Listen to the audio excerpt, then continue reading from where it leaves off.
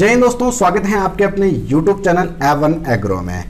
10 क्वेश्चनों की mock series का आज 14 पार्ट है, जिसके अंदर आज का अपना टॉपिक है करंट अफेयर ऑफ 2020, यानी कि 2020 और 19 के ऐसे करंट अफेयर जो आपके एग्जाम की दृष्टि से इंपॉर्टेंट है और मोस्टली 2020 के अंदर एग्रीकल्चर के जो भी एग्जाम्स हो गए उनके लिए तो काफी इंपॉर्टेंट है ही। ओके दोस्तों, तो पहला क्वेश्चन है आपके सामने अपना, हाल ही में राजस्थान सरकार ने किस कृषि विश्वविद्यालय में डेयरी विज्ञान व कृषि अभियांत्रिकी में स्नातक कराने की घोषणा की है? ओके दोस्तों, पहला ऑप्शन आपके सामने एमपीटी उदयपुर, एसकेआरयू बीकानेर, कृषि विश्वविद्यालय जोधपुर और कृषि विश्वविद्यालय कोटा। दोस्तों इसका सही आंसर जाएगा सी ऑप्शन, कृषि विश्वविद्यालय जोधपुर। देखो दोस्तों, राज्य सरकार का जो भी लास्ट बजट पास हुआ था उस बजट के अंदर कृषि विश्वविद्यालय जोधपुर में भी डेयरी साइंस में बीटेक और एग्रीकल्चर इंजीनियरिंग में बीटेक कराने की घोषणा की है। यहां पर पहले डिपार्टमेंट चलेंगे यूनिवर्सिटी के अंदर, फिर कुछ समय बाद में दोनों स्ट्रीम के अलग अलग कॉलेज बन जाएगी और एमपीटी की तर्ज पर राजस्थान में इससे पहले एमपीटी के अंदर केवल एकमात्र एमपीटी के अंदर ही डेयरी साइंस में बीटेक होता था और एग्रीकल्चर इंजीनियरिंग में बीटेक होता था, या फिर होता है, अभी भी चल रहा है। लेकिन इसके साथ साथ में अब एमपीटी के साथ साथ में कृषि विश्वविद्यालय में भी कृषि विश्वविद्यालय जोधपुर में भी डेयरी साइंस में बीटेक होगा और एग्रीकल्चर इंजीनियरिंग में भी बीटेक होगा। ओके दोस्तों, काफी इंपॉर्टेंट क्वेश्चन है ये राजस्थान एग्रीकल्चर के लिए। तो नेक्स्ट क्वेश्चन है आपके सामने, दूसरा क्वेश्चन, आवश्यक वस्तु अधिनियम के तहत हाल ही में भारत सरकार ने किन सब्जियों को मानव की आवश्यक वस्तु में शामिल किया है? ऑप्शन है आलू व टमाटर, आलू व प्याज, बैंगन व प्याज और डी ऑप्शन बैंगन व टमाटर। दोस्तों इसका सही आंसर जाएगा बी ऑप्शन, आलू व प्याज। देखो दोस्तों, आवश्यक वस्तु अधिनियम है जो 1955 के अंदर बना था और इस अधिनियम के अंदर ऐसी वस्तुओं को शामिल किया गया था, ऐसी वस्तुओं की एक सूची बनाई गई थी जो मानव के जीवन शैली को पूर्ण करने के लिए एक परम आवश्यक होती हैं। जीवन की आधारभूत आवश्यकताओं की जो वस्तुएं होती हैं उनको शामिल किया गया था और इस लिस्ट में अब आलू और प्याज को भी शामिल कर लिया गया है, जो जुलाई 2020 में शामिल किया है। इसकी जानकारी है जो कैलाश चौधरी राज्य मंत्री, केंद्रीय राज्य कृषि मंत्री हैं, वो कैलाश चौधरी, उन्होंने दी थी कि आलू व प्याज को भी आवश्यक वस्तु अधिनियम की सूची में शामिल कर लिया गया है। अब इसका फायदा क्या होगा? फायदा यह होगा कि भाई पहले अगर इन आलू और प्याज की ये पहले आवश्यक वस्तुओं के अंदर सूची में नहीं थी, इसमें इसका अगर कोई आवश्यकता से अधिक स्टोर कर लेता, लिमिट से अधिक अगर कोई स्टॉक कर लेता व्यापारी, तो वो गैर कानूनी होता है, उसके ऊपर कार्रवाई भी हो सकती थी। लेकिन अब ये जो आवश्यक वस्तुओं की वस्तु हो गई हैं, यानी कि मानव को कभी भी इनकी आवश्यकता पड़ सकती है, क्योंकि ये सब्जियों की एक आधार मानी जाती हैं, प्रत्येक मसालों का एक बेस होते हैं आलू और प्याज, इसलिए इनको आवश्यक वस्तुओं के अंदर शामिल कर लिया गया है। लेकिन अगर कोई सा भी छोटा और मोटा व्यापारी इन वस्तुओं का स्टॉक कर सकता है, कोई लिमिट नहीं रहेगी, अपनी आवश्यकता के अनुसार, अपनी क्षमता के अनुसार इसका स्टॉक कर सकता है, जिसकी वजह से प्रत्येक व्यापारी के पास में, प्रत्येक मार्केट में आलू और प्याज की व्यापारियों के पास में स्टॉक रहेगा। इसकी वजह से मार्केट के अंदर इनकी कमी नहीं आएगी। जब इनकी कमी नहीं आएगी तो इनकी महंगाई भी नहीं बढ़ेगी। ओके दोस्तों, काफी अच्छा क्वेश्चन है करंट अफेयर का। आलू और प्याज को हाल ही में आवश्यक वस्तु के अंदर शामिल किया गया है। नेक्स्ट क्वेश्चन है आपके सामने, तीसरा क्वेश्चन, किसान क्रेडिट कार्ड से किसान को कितने प्रतिशत ब्याज पर लोन मिलता है? ऑप्शन है 2%, 4%, 7% या 9%। दोस्तों इसका सही आंसर जाएगा बी ऑप्शन, 4%। देखो दोस्तों, किसान क्रेडिट कार्ड क्या होता है? जो भूमि वाले किसान हैं, इस भूमि पर एक लोन लेने के लिए कार्ड बनता है जिसका नाम है किसान क्रेडिट कार्ड और इसकी शुरुआत है 1998-99 के अंदर भारत सरकार ने की थी। ये जो लोन मिलता है ये शॉर्ट टर्म लोन होता है, कम समय के लिए, यानी कि 5 साल के लिए ये लोन मिलता है। इस लोन के क्या क्या खासियत है? इस लोन के बहुत सारे रूल और रेगुलेशन होते हैं जिसके थ्रू ये लोन मिलता है। देखो दोस्तों, आपकी जमीन के आधार पर उसमें कौन कौन सी फसलें बोएंगे, किस प्रकार की फसलें बोते हैं, इस आधार पर इसमें लोन मिलता है। और जो लोन दिया जाता है उसमें पैसे 7% के हिसाब से ब्याज लिया जाता है और इसके बाद में अगर आपका लोन अमाउंट 3 लाख से कम है, यानी आपका लोन है वो 3 लाख से कम लिया हुआ है, तब आपको 7% जो ब्याज भरा है उसमें से हाथों हाथ आपको 3% ब्याज की सब्सिडी मिल जाएगी। यानी कि 7% बढ़ा है उसमें से भारत भारत सरकार आपको 3% के हाथों हाथ आपके खाते में रिफंड कर देगी पैसे। इसका मतलब आपने भरा तो 7% था, लेकिन 3% की सब्सिडी आ गई है, लेकिन आपने एक्चुअल में भरा कितना है, अब 4% ही भरा, 7 भरा, उसमें से 3 आपके पास में सब्सिडी आ गई। इसका मतलब आपने एक्चुअल में ब्याज कितना बढ़ा है, इंटरेस्ट रेट भरी है आपने 4%।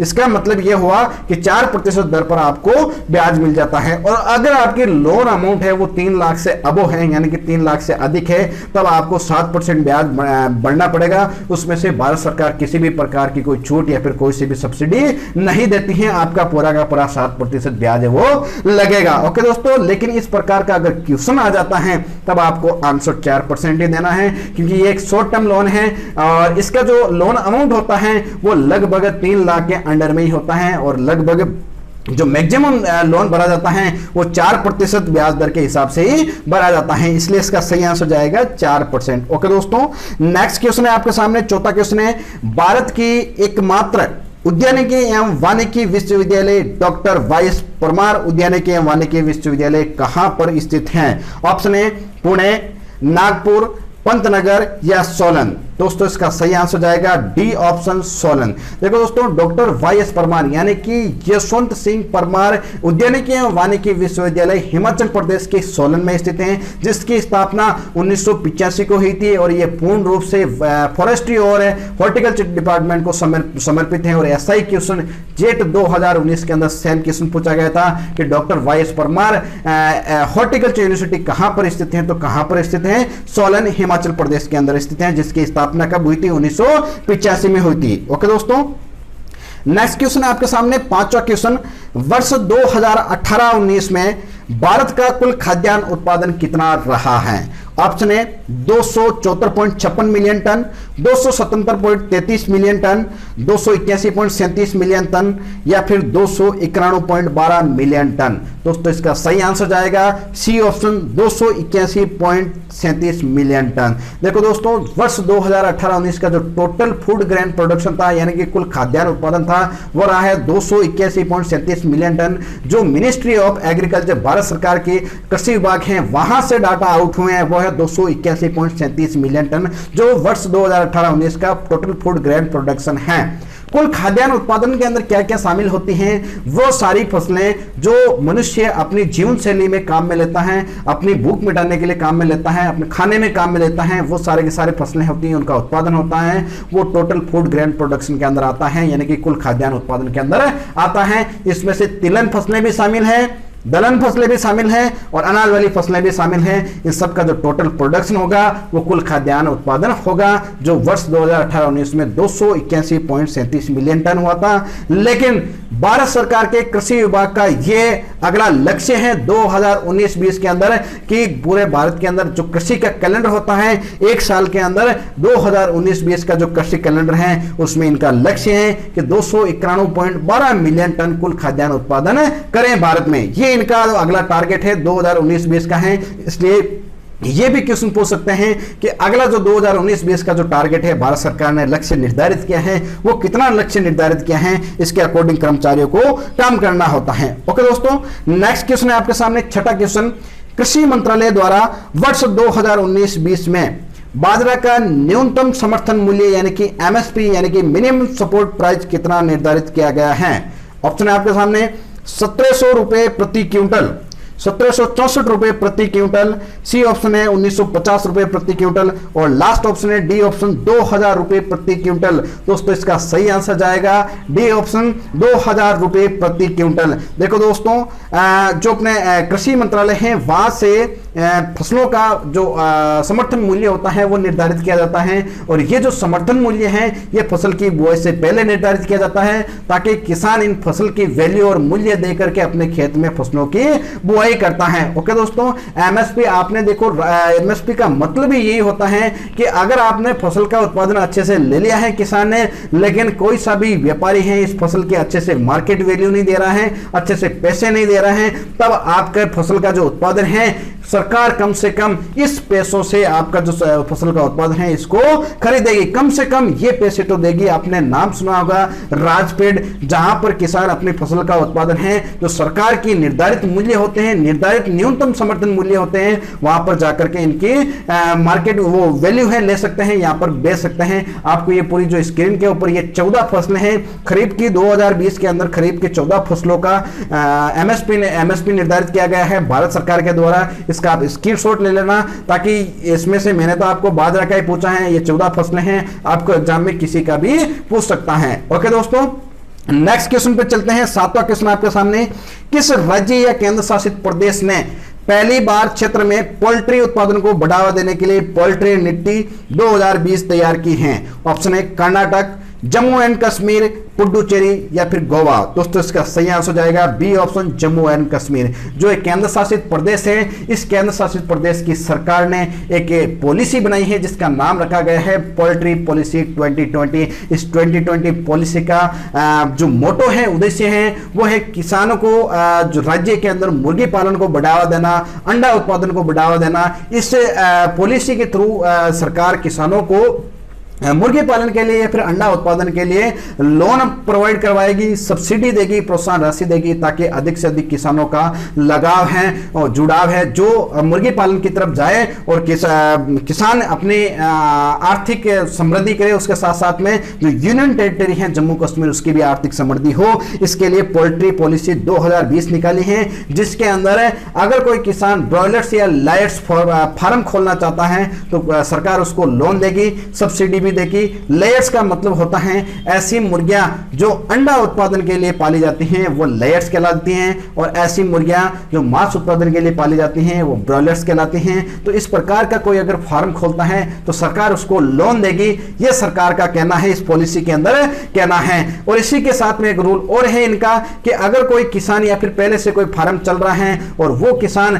10,000 से अधिक एक साथ में मुर्गियों का पालन कर रहा है, तो ऐसे किसान को 50 लाख तक का जो सरकार है वो लोन देगी। इसमें से 30% लोन है वो सब्सिडी या फिर प्रोत्साहन राशि के तौर पे माफ कर दिया जाएगा, लेकिन जो बचा हुआ बाकी का लोन होगा वो किसान को 3% ब्याज पर जमा करवाना होगा। बहुत ही कम इंटरेस्ट रेट पर ब्याज दिया जा रहा है, 3%, मात्र 3%। लेकिन इसके लिए किसान के पास में 10,000 मुर्गियां होनी चाहिए अपने फार्म पर। ओके दोस्तों, ये जो पोल्ट्री पॉलिसी 2020 है ये जम्मू कश्मीर की सरकार ने पारित की है। ओके दोस्तों, नेक्स्ट क्वेश्चन है 2020 विश्व खाद्य पुरस्कार किसने प्राप्त किया है? ऑप्शन है आशा साहू, रतन लाल, शिनोगी केसी या फिर निशांत के सिन्हा। दोस्तों इसका सही आंसर हो जाएगा बी ऑप्शन, रतन लाल। डॉक्टर रतन लाल अभी हाल ही में वर्तमान में ओहियो स्टेट यूनिवर्सिटी कोलंबस यानी कि यूएसए में ओहियो स्टेट यूनिवर्सिटी के अंदर एज ए सोइल साइंटिस्ट के पद पर कार्यरत हैं, और इनके सोइल साइंस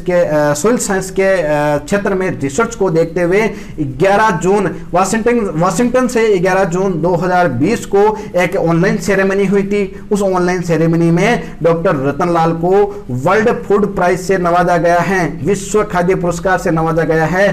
तब पंजाब एग्रीकल्चर यूनिवर्सिटी, क्योंकि ये जो डॉक्टर रतन लाल हैं इनका जो करियर है, ये रहते तो अभी विदेश में, लेकिन इनका जो नाता रहा है वो भारत का रहा है। ये मूल नागरिक हैं जो भारत के हैं। इनकी जो बीएससी से लेकर के कृषि विज्ञान में पीएचडी तक की शिक्षा है वो पंजाब एग्रीकल्चर यूनिवर्सिटी लुधियाना से हुई है, इसलिए यहाँ के भूतपूर्व छात्र हैं ये। इसलिए जैसे ही इनको वर्ल्ड फूड प्राइज मिला था तब पंजाब एग्रीकल्चर यूनिवर्सिटी लुधियाना के वाइस चांसलर डॉक्टर BS बिलोन ने यह कहा था कि PAU यानी कि पंजाब एग्रीकल्चर यूनिवर्सिटी विश्व का एकमात्र ऐसा संस्थान है जहां के दो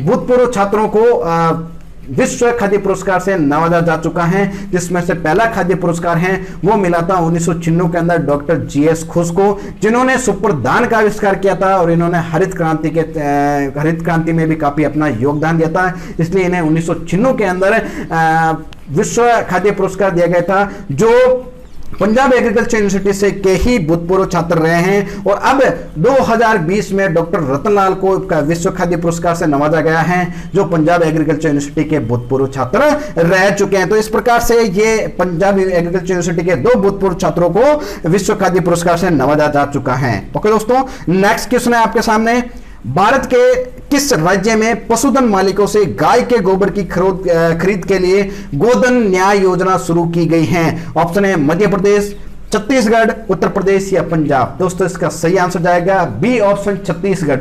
देखो दोस्तों, छत्तीसगढ़ सरकार ने एक विशेष योजना लागू की है, विशेष योजना एक पारित की है जो एग्रीकल्चर के सेक्टर में किसानों के लिए एक मील का पत्थर साबित होगी।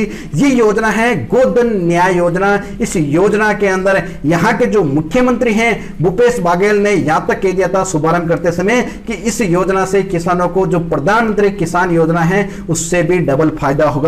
फायदा कैसे होगा? इस योजना के अंदर क्या है? इस योजना के अंदर यह है कि किसान को अधिक से अधिक पशु पालने हैं। अगर किसान अधिक से अधिक पशु पालेगा तो उनका गोबर का उत्पादन भी काफी अधिक होगा और इस गोबर को जो छत्तीसगढ़ सरकार है वो 2 रुपए प्रति किलो के हिसाब से खरीदेगी और इस गोबर का प्रयोग वर्मी कंपोस्ट बनाने में या जैविक खाद बनाने में किया जाएगा। ये छत्तीसगढ़ सरकार का इस योजना के अंदर कहना है, जिसकी वजह से किसान को काफी काफी फायदा होगा, काफी आर्थिक लाभ मिलेगा, क्योंकि पशु का पूर्ण रूप से जितने भी उत्पादन है सारे के सारे बिकने लग जाएंगे। और गोबर जैसी चीज है जो 2 रुपए प्रति किलो के हिसाब से अगर सरकार खरीदेगी तो ये बहुत बड़ी बात होती है। किसानों के लिए एक आर्थिक स्थिति है वो मजबूत होगी। ओके दोस्तों, ये जो योजना है ये छत्तीसगढ़ सरकार ने योजना पारित की है। ओके दोस्तों, नेक्स्ट क्वेश्चन है आपके सामने 10वां क्वेश्चन है, लास्ट क्वेश्चन है। भारत में हर वर्ष किस तारीख को राष्ट्रीय सांख्यिकी दिवस मनाया जाता है? ऑप्शन है आपके सामने 19 जून, 22 जून, 25 जून या 29 जून। दोस्तों इसका सही आंसर जाएगा डी ऑप्शन 29 जून। 29 जून को एक प्रसिद्ध सांख्यिकी स्टैटिस्टिक्स के एक प्रोफेसर का जन्मदिन होता है। 29 जून को प्रोफेसर प्रशांत चंद्र महालनोबिस का एक जन्मदिन होता है। जन्मदिन के अवसर पर भारत सरकार ने यह निर्णय किया है कि भाई इनका योगदान स्टैटिक में या फिर भारतीय सांख्यिकी के विकास में काफी योगदान रहा है, इसलिए इनके जन्मदिन को यादगार के तौर पर राष्ट्रीय सांख्यिकी दिवस के रूप में मनाया जाना चाहिए। ओके दोस्तों, यह निर्णय है 5 जून 2007 को भारत के राष्ट्रपति ने लिया था। ओके दोस्तों, धन्यवाद।